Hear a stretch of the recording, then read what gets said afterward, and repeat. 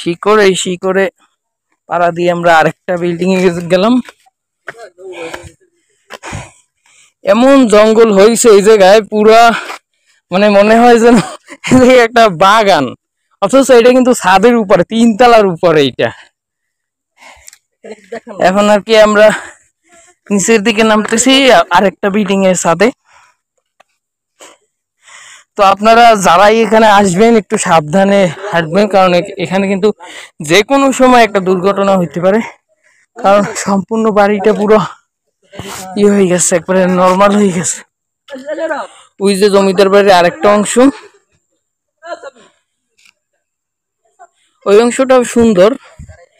এই যে দেখুন, এই যে এই গাছটা একবারে জমিদার বাড়িটারে পুরো গিল্লা খেয়ে ফেলেছে গাছটায়।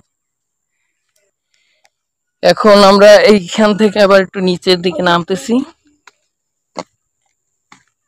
বাবা কি জায়গা, পুরো অন্ধকার। বিশাল জমিদার বাড়ি, কীর্তিপাশা জমিদার বাড়িটা অনেক বড়। এই যে দেখুন, এদিকে আপনারা সন্ধ্যার পরে কিন্তু আসবেন না, এদিকে সাপ থাকতে পারে কি, অবশ্যই আছে সাপ, কিন্তু একটু আলো থাকতে আসবেন, তখন সমস্যা হবে না। রাতে আসলে ভয় পাওয়ার সম্ভাবনা আছে, আর রাতে আসলে তো ভয় পাওয়ার সম্ভাবনা আছে। এই যে দেখেন, এই জায়গাতেই কিন্তু একবারে ভাঙে গেছে।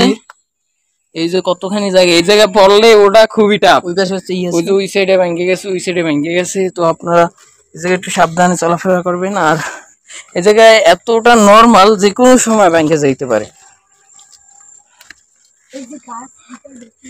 এই দেখেন, একবারে গাছ গাছ এখন ছাউনি হইয়া জমিদার বাড়িতে। তো একটু আগে যে দেখাইছিলাম যে একটা ভবন পুরো গিল্লা খাইছে গাছে, এই যে দেখেন, এই যে ওরা উপরে উঠছে, আমরাও এখন এখান থেকে উপরে উঠবো। এই যে দেখেন, এই জায়গায় কিন্তু এই একটা মানে পুরো ধসের মতো হয়ে গেছে,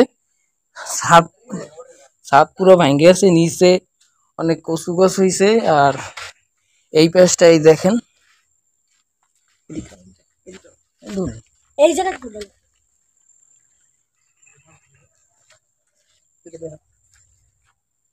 এই যে এই জায়গা থেকে আবার একটা সিঁড়ির মতো আছে, এই সিঁড়ি দিয়ে নিচের দিকে যাওয়া যায়। এই যে ভয়ানক একটা জায়গা। এখন আমরা এই যে গাছ যে গিলে খাইছিল ওই জায়গায় উঠবো। ওই জায়গায় ওঠার জন্য এখানে একটা সিঁড়ি আছে, সিঁড়ি দিয়ে আমরা উপরের দিকে উঠতে আসি।